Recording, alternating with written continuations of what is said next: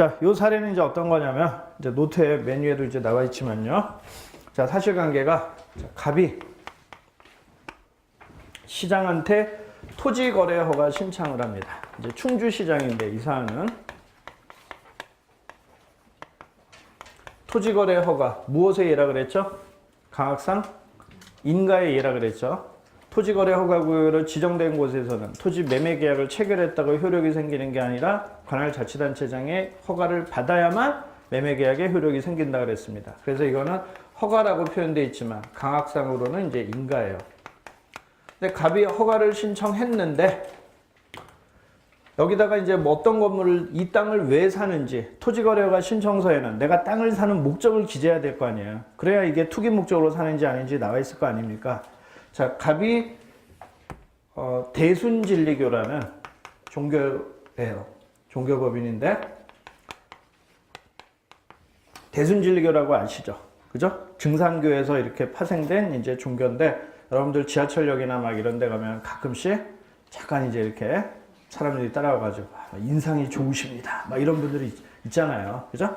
그래서 뭐 인상이 좋으십니다 하니까 내가 이렇게 먹히는 얼굴인가? 뭐 잠깐 뭐 이렇게 자뻑에 빠질 수도 있겠지만 결국 뭐 인상이 좋으십니다 하고 이제 결국 포기하려고 이제 하는 거예요.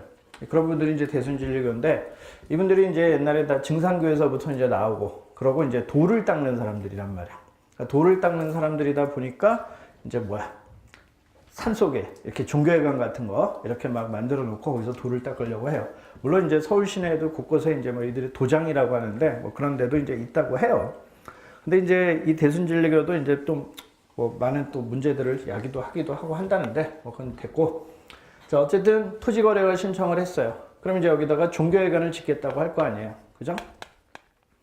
그래서 이제 종교회관 건립을 이제 준비하는 거예요. 그런데 종교회관을 지으려면 지금 산에다가 짓는단 말이야. 그럼 여기 이렇게 이제 산이 있어요. 자, 산이 있는데 요 땅에다가 종교회관을 지으려면 토지거래 허가만 받으면 건물을 지을 수 있는 거 아니죠. 현재 이 땅이 지목이 임야로 돼 있어요. 그럼 임야로 돼 있으면 여기다가 건물을 지을 수 있을까요? 못 짓겠죠. 건물을 지으려면 땅의 용도가 뭐여야 돼요? 대지여야 돼요. 대지. 여러분 대지라는 말 들어봤죠?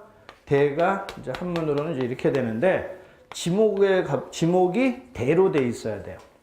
지목은 토지의 용도예요. 근데 토지의 용도는 논도 있고요. 그죠? 밭도 있고요. 논은 답이라고 돼 있고 밭은 전이라고 돼 있지. 그리고 집을 지을 수 있는 곳을 대라고 해놔요. 그리고 나무들이 있는 곳을 이제 숲을 임자 써서 이미 이렇게 돼 있단 말이야. 그래서 토지대장을 보면은 그 토지의 용도가 나와 있어요. 그래서 대지여야만 건물을 지을 수 있어. 그럼 여기가 현재 임야니까 이거 땅 샀다고 해가지고 토지거래 허가 받아가지고 매매계약에 효력이 생겨서 대금을 지급하고 이 땅의 소유권을 취득했다고 여기서 종교회관을 지을 수 있나요? 없죠? 종교회관을 지으려면 이걸 어떻게 해야 돼? 이걸 대지로 바꿔야 된단 말이야. 이렇게 대지로 바꾸는 걸 뭐라 그러냐? 형질 변경이라고 해요. 그래서 토지 형질 변경이 또 필요한 거예요. 형질 변경은 이제 토지의 용도를 바꿔야 되는 거예요. 임야인 상태에서는 집을 못 지으니까 대지로 바꿔야 돼. 그럼 대지로 바꾸려면 어떻게 해야 돼? 형질 변경 허가를 받고 그 다음에 공사를 해가지고 산비탈이 아니라 이제 평평하게 집을 지을 수 있는 땅으로 성토를 해야 되겠죠. 만약에 산이 이렇게 돼 있는데 여기다 집 지으라 그러면은 뭐 집이 이렇게 가다가 점점 기울어져서 나중에는 뭐 이렇게 어떻게 되겠어요? 이렇게 자기 시작하다가 이렇게 뭐 거꾸로 바닥을 향해서 자게 될 거 이런 일이 벌어질 거 아니야. 그죠? 자, 이게 이제 형질 변경 허가인데 따라서 얘는 궁극적으로 형질 변경 허가도 받아야 되는 거야. 물론 집을 지으려면 그 이후에 또 뭘 얻어야 돼? 건축을 하기 위해서는 건축 허가를 또 받아야 되고 관계법에 의한 여러 개의 인허가가 또 필요한 거예요. 하지만 일단 형질 변경이 필요해. 그래서 이제 얘가 이제 물었어요. 토지거래 허가 담당 공무원한테 야, 이 땅이 형질 변경이 가능하니? 이렇게 물었어. 그랬더니 토지거래 허가 담당 공무원이 여기에 대해서 형질 변경이 가능하다라고 했어요. 그러니까 형질 변경이 가능한 땅이니까 나는 이제 매매계약 취득해가지고 여기다가 앞으로 종교회관 지으면 되겠구나 한 거예요. 그러고 시장은 토지거래 허가를 해줬어요. 토지 거래를 허가를 해줬고, 이제 그러면 대금만 다 치르면은 이제 소유권도 이제 넘어온단 말이에요. 그런 상황에서 나중에 이제 뭘 신청했냐? 이제 형질 변경을 해달라고 신청을 했습니다.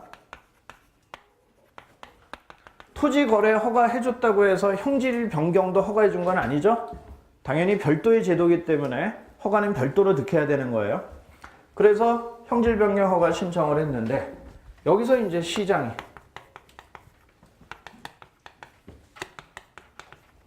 안 된다 하고 형질 변경을 거부합니다. 그리고 그 이유는 뭐냐? 우량 녹지의 보전의 필요성, 이런 것들을 얘기하면서 형질 변경을 할 수 없다 이러면서 거부를 한 거야. 그럼 조금 전에 배웠던 슬래브 원칙의 요건, 선보 처인반, 이런 구도는 지금 딱 보여요, 안 보여요? 선보 처인반의 구도는 보여요. 그럼 이제 일단 선행 조치가 뭐냐? 뭐가 선행 조치겠어?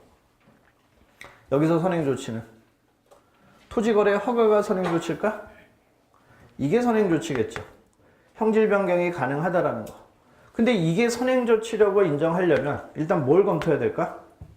두 가지 측면에서 고민스러워요. 하나는 뭐가 고민스러워? 토지 형질 변경 허가권자가 누구야? 토지 형질 변경 허가권자가 누굽니까? 시장이죠. 근데 누가 토지 형질 변경 허가권자도 시장인데 누가 형질 변경이 가능하다고 했어? 시장이 아니라 공무원이에요. 보조기관이야. 허가권자인 시장이 내가 형질 변경 허가 해줄게 그랬으면, 가능해 그랬으면, 그러면 공적 견해 표명으로 쉽게 인정될 건데, 허가권자인 시장이 아니라 보조기관에 불과한 공무원이 했다라는 거야. 그죠? 그러니까 여기서 이제 뭐가 문제돼? 보조기관의 언동도 공적 견해 표명에 해당할 수 있느냐? 이게 하나 이제 문제가 될 것이고요. 그 다음에 이제 또 하나 고민스러운 건 어떤 게 또 먼저가 좀 고민스러울까? 이걸 공적 견해 표명으로 인정하기에 찜찜한 게 또 뭐가 하나 있어요.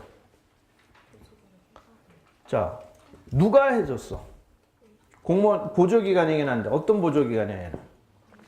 토지 거래 허가 담당 공무원이야. 자, 보조기관의 언동이 된다 하더라도 형질 변경 허가를 담당하는 공무원이 해줬다 그러면 또 모르겠는데, 토지 거래 허가 담당 공무원이 또 된다고 했단 말이야. 자, 그러니까 갑은 신뢰보호 원칙 위반을 주장하면서 공적 견해 표명에 해당한다 이런 주장을 하겠지만, 시장은 뭐라 그러겠어? 여러분이 시장이라면, 야, 내가 해줬어? 보조기관에 불과한 애가 해줬잖아. 그리고 그 보조기관은 형질 변경을 담당하는 애도 아니야. 토지 거래 허가 담당하는 애야. 자기 직무도 아니야. 이런 애가 해준 걸 가지고 어떻게 공적 견해 표명이라고 해? 너는 형질 변경 허가 담당 부서 가서 물어야지. 왜 토지 거래 허가 담당 부서에서 그런 얘기 듣고 뭐 신뢰보원이 이딴 소리를 해? 이런 얘기를 할 거 아니야. 그죠? 자, 이런 게 문제가 됐습니다. 그래서 일단 이 사안에서 공적 견해 표명이 인정되냐? 그게 문제가 됐는데, 자, 교과서에서는요, 이 선행 조치, 공적 견해 표명의 판단 기준에 대한 내용이 교과서 40페이지는 없어요. 근데 거기다가 여러분은 이제 뭘 보완을 하냐면요. 지금 제 보충 자료 9페이지에 보면은 판결요지 보세요. 판결요지 보면 판시상 1번에서는 쭉 신뢰보호 원칙의 이제 요건, 한계 이런 것들을 쭉 얘기해요. 그러면서 오른쪽에 셋째 줄에 위 요건의 하나인 공적 견해 표명이 있는지를 판단하는 데 있어서 그다음부터 그대로 스캔하세요. 그리고 그걸 교과서에 보완하는데, 반드시 행정조직상의 형식적인 권한 분쟁에 구애될 것이 아니고 담당자의 조직상의 지위와 임무, 당의 언동을 하게 된 구체적인 경위 및 그에 대한 상대방의 신뢰 가능성에 비춰 실질에 의해서 판단한대요. 자, 형식적인 업무 분장만 놓고 판단하면 이 경우는 어때? 공적 견해 표명이라고 하기 어렵단 말이야. 근데 거기에 구애받지 말자라는 거예요. 구애받지 말고 담당자의 조직상의 지위와 임무, 언동을 한 구체적인 경위. 자, 여러분이 만약에 토지거래 허가 담당 공무원이라면 갑한테 이런 얘기 할 때 그냥 내 생각을 그냥 고지고대로 내 생각을만 얘기하고 가능해 이렇게 얘기하겠어요? 만약에 그런 소리 했다가 나중에 잘못되면 험한 꼴 어떻게 당하려고 함부로 그런 얘기를 해요. 그러니까 대개는 어떻게 하겠어? 여기 형질 변경 허가 부서에다가 알아본단 말이야. 그리고 야, 저쪽에 있는 저 땅이 그게 형질 변경이 가능한 땅이냐? 이렇게 물어볼 거란 말이야.